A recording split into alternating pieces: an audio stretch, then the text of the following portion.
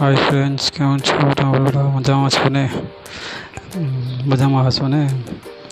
ચાલો, આજે આપણે તીંદરાનું શાક બનાવી રહ્યા છે. એમની રેસીપી તમને બતાવીશું. સૌપ્રથમ આપણે કઢાઈમાં તેલ નાખી દીધું છે. એમાં લીલો મસાલો રાખેલો છે. તો ચાલો ગરમ થવા દઈએ, મિક્સ થવા દઈએ. દોસ્તો ફ્રેન્ડ્સ, તો મિક્સ કરી દેવાનું છે ચમચા વડે. ત્યારબાદ આપણે કાંદા નાખીશું.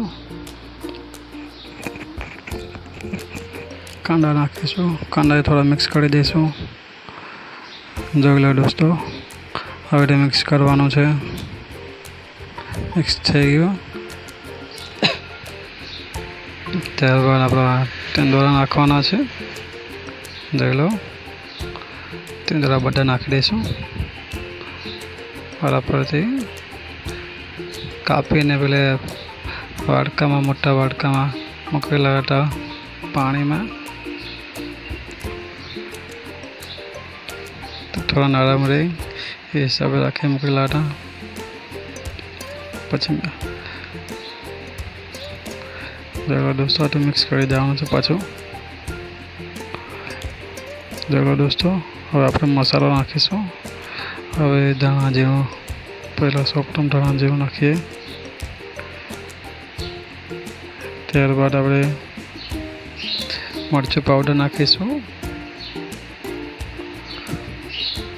મરચાંની ભૂકી નાખીશું. દોસ્તો બરાબર જોજો. મરચાંની ભૂકી નાખીશું. ત્યારબાદ આપણે હળદર નાખીએ, સૂકી હળદર.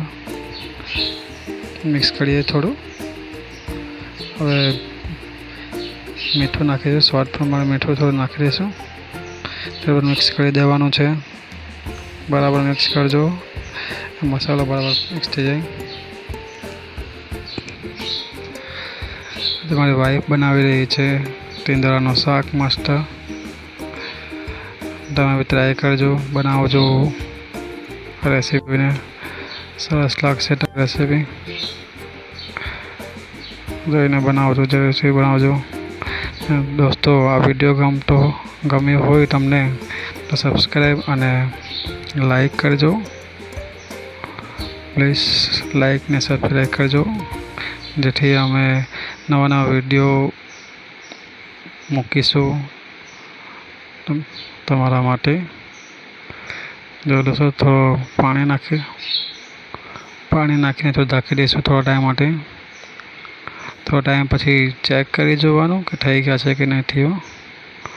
તો દોસ્તો થઈ ગયું છે મોટે ભાગેનું. તીંદરાનું શાક થઈ ગયું છે.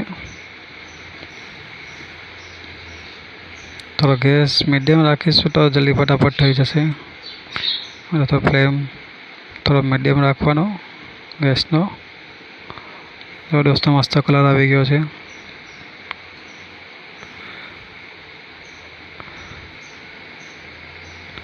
હવે દોસ્તો આ રીતે બનાવશો ઘરે તો જરૂરથી સારું લાગશે. જો સારો કલર આવ્યો છે ને, આ થઈ ગયો છે શાક. તમે રોટલા સાથે કે રોટલી સાથે કે ભાત સાથે એવી સાથે ખાઈ શકો છો. દોસ્તો ફાઇનલી થઈ ગયું છે, અમે ખાઈ નાખ્યું છે. તમને બી ભાવશે.